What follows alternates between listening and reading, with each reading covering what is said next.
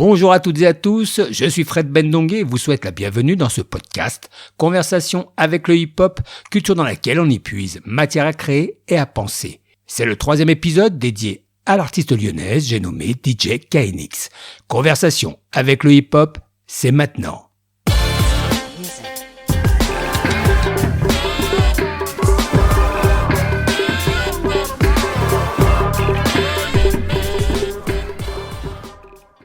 Est-ce que tu peux, pour celles et ceux de nos auditeurs et auditrices qui ne connaissent pas tous les codes et les éléments de cette culture qu'on appelle le hip-hop, ce qu'est le open mic?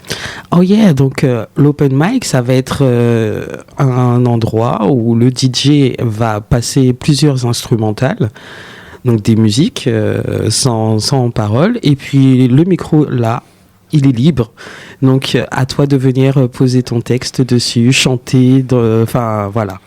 On est dans le partage. On est dans le partage. Et assez souvent, les rappeurs, c'est comme ça qu'ils commencent pour sortir déjà de leur chambre. Ok, je vais tester mon 16. Ça passe bien, ça prend bien. Ah non, là, c'était bon. Ok, d'accord. Ah, lui, il était plus fort que moi. La prochaine fois, je reviens avec un super challenge. Ouais, c'est exactement ça. Eh oui. Et puis c'est comme ça aussi. C'est très hip-hop. Hip-hop battle, c'est comme ça. Mais battle avec respect.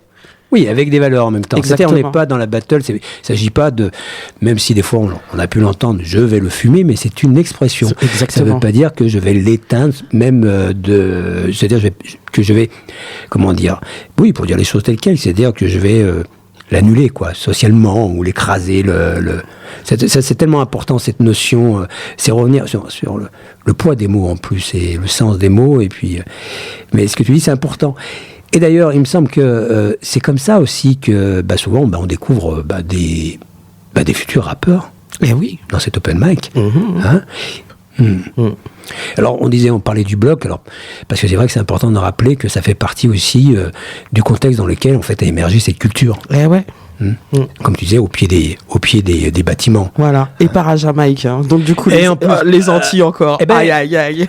Tu vois, on en parlait, oui, effectivement, on parlait de cette influence, jamaïcaine aussi dans la culture hip-hop, parce que oui, on rappelait avec Congo Lion que oui, dans ces quartiers délaissés, en tout cas par la ville de New York, qu'on appelle le Bronx, il y avait une forte communauté jamaïcaine et caribéenne, et donc jamaïcaine aussi, et qui a influencé justement aussi l'émergence de la culture hip-hop, et notamment aussi la création de ces sound systems si particuliers au hip-hop, avec le fameux aussi, donc on l'appelle Kool Herc. Hey yeah. Voilà. Et il ne faut pas oublier sa sœur qui organisait les soirées, parce que sans sa sœur, il n'y aurait pas eu... Voilà, donc encore une femme. Voilà. Allez, Qui a créé le hip-hop? C'est pas une femme alors? Mais oui, ils sont des reines en fait. Les rois sont arrivés après, mais d'abord sont des reines. Bien sûr. Eh oui, l'équilibre. C'est l'équilibre. Mais oui, mais je pense en tout cas c'est ça, c'est l'équilibre, et c'est important aussi justement de réajuster cet équilibre-là, parce que je pense que c'est aussi dans la nature du hip-hop de toujours en tout cas se préoccuper de ça aussi, de la question d'égalité, des équilibres. Je crois que c'est important, c'est très important. Je voudrais te parler, tu connais justement Stomy Bugsy. Yeah. Parce qu'on parle un petit peu de l'histoire comme ceci, et puis des pionniers, des pionnières. Alors, tu sais comme moi qu'il est un des pionniers du rap français, et qui est aussi il était un des membres du groupe de rap Mr. Hammer. Yeah. T'as connu Oui. Mr. Hammer. Très connu dans les années 90. D'ailleurs, si ça se trouve, il faisait partie... tu devais avoir peut-être la cassette aussi. L'album, j'avoue que j'écoutais pas trop de rap français, mais j'ai connu. Ah oui. À l'époque, du coup. Mais même aujourd'hui, un petit peu plus, mais... Oui, mais bon, en tout cas, Stomy Bugsy, ça te parle, évidemment. Ouais, clairement. Puis on sait qu'il a poursuivi aussi après une carrière très solo, à travers soit la musique, le théâtre, le cinéma, la télévision. Et Stomy Bugsy a récemment, je ne sais pas si tu le sais, a récemment été décoré en tant que chevalier de l'Ordre des Arts et des Lettres par la ministre de la Culture, Rachida Dati. Alors pour rappeler, pour ceux qui ne le savent pas, cet insigne récompense les personnes qui se sont distinguées par leur création dans le domaine artistique ou littéraire, ou encore par leur contribution au rayonnement des arts et des lettres en France, mais aussi dans le monde. Alors ça, c'est pour la définition de cette distinction. Par conséquent, ce gouvernement qui est très décrié par la population française et des moins favorisés, cet artiste qui incarne ou incarnait à travers le hip-hop, le rap, les contestations et revendications politiques de cette population, et particulièrement celles racisées, Stommick Bugsy ne fait-il pas, là, je me demande, l'objet d'une instrumentalisation politique sous couvert de reconnaissance artistique? C'est la question que je me pose. C'est-à-dire, je m'explique, KNX. Dans l'histoire du hip-hop français, certains artistes, et notamment danseurs, chorégraphes, ont accepté d'être épinglés à ce titre, ou sinon celui de la Légion d'honneur. Et ma réflexion, c'est que j'aimerais partager avec toi, si tu veux bien, et avec celles aussi et ceux qui nous écoutent, c'est la suivante.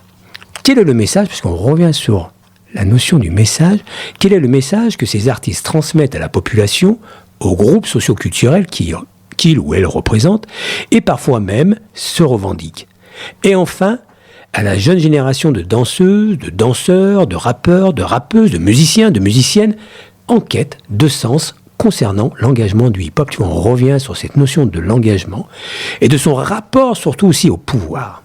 Donc quand je suis un artiste qui est épinglé par l'État et qui en même temps s'affiche dans un cadre doré que celui de l'Élysée, quel message on transmet à cette, tu vois, et notamment donc à cette population pour laquelle on s'est fait l'écho de sa colère, de sa contestation sociale, revendication politique, et en même temps à cette jeunesse, effectivement, cette jeune génération qui essaye aujourd'hui, essayer de renouer ce sens de l'engagement, mais aussi surtout du pouvoir de contestation du hip-hop, tu vois.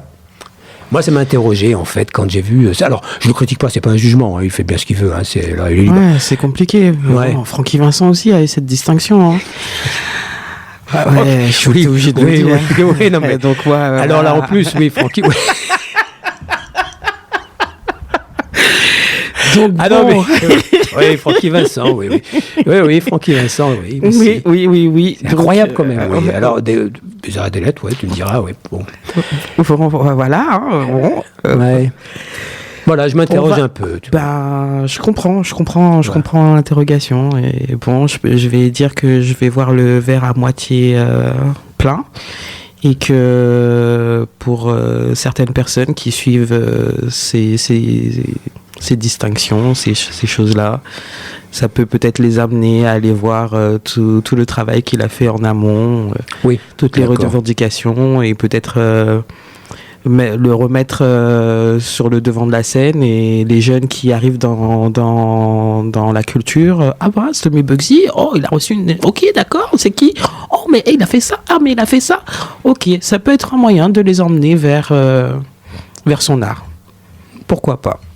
On peut donc se dire il y a aussi une reconnaissance sincère quand même, et qui permet donc finalement aussi à des plus jeunes finalement de s'intéresser finalement, comme tu dis, en espérant qu'ils aillent chercher un peu plus loin. Oui, voilà. Et ça c'est bien je reconnais là bien un de tes raisonnements KNX. Clairement. De toujours, si ça permet tout le temps d'ouvrir une autre porte, d'aller chercher plus loin, et puis finalement, en tout cas d'aller voir même à la source. Aussi d'aller à la source. C'est sûr. Ouais. Et puis bon, dans un sens aussi, c'est agréable que la France puisse reconnaître le travail que tu as fait pour la musique. Donc je comprends. Ouais. Ouais, pas facile des fois pour les artistes de renoncer, parce qu'on on peut être en porte-à-faux par rapport. C'est sûr. Et à la fois, comme tu dis, peut-être se dire, mais en même temps, on a cherché aussi on a cherché la lumière aussi quelque part. On a cherché à être pris en considération. C'est sûr. Et puis bon, il a marqué quand même d'être connu. Il a marqué le hip-hop français, donc c'est mérité. Bon après, voilà, c'est comme je l'ai dit tout à l'heure. Francky Vincent aussi a eu cette distinction. Et bon, je suis pas sûr qu'il représente vraiment l'art des Antilles. Voilà. Est-ce que là, il y a peut-être pas encore... Est-ce qu'il n'y a pas effectivement une instrumentalisation politique par rapport, je sais pas, à la population caribéenne de France, de France. Là, c'est sûr. Voilà, on vous donne un petit... je sais pas comment dire ça autrement, mais on vous donne un os... à mâcher pendant que y a d'autres choses derrière qui sont en train de se passer. C'est l'arbre qui cache la forêt ? Exactement. Ok. On va peut-être terminer là-dessus. Oh yeah. On va peut-être terminer là-dessus. Oui, notre épisode est arrivé à sa fin et vraiment, Kenny, je te remercie vraiment d'avoir fait le déplacement pour cet échange avec toi. J'ai trouvé vraiment super. Merci pour l'invitation. Oh yeah. Et vraiment, en tout cas, je te souhaite vraiment de belles rencontres artistiques et puis j'espère qu'on va se retrouver en tout cas très rapidement. Avec plaisir. Notre troisième et dernier épisode consacré à l'artiste lyonnaise DJ KNX est terminé. Vous pouvez les réécouter sur Deezer, sur Spotify, mais aussi sur YouTube. Et si vous avez aimé, et bien entendu, n'hésitez pas à les partager. C'était Fred Bendongué pour Conversation avec le hip-hop et je vous dis à très bientôt les amis.